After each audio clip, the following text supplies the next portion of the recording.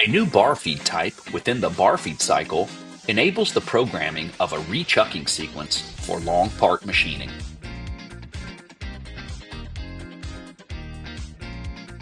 Rechucking involves repositioning the bar in the main spindle to access the portion of a part that extends beyond the Z1 axis limits.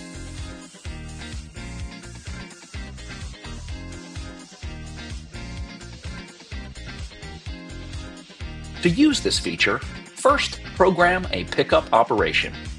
Then, define a bar feed cycle with bar feed mode set to rechucking.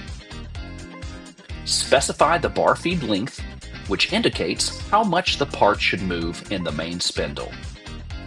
If the specified bar feed length exceeds the available Z1 stroke, the system will automatically perform multiple rechucking until the final position is reached.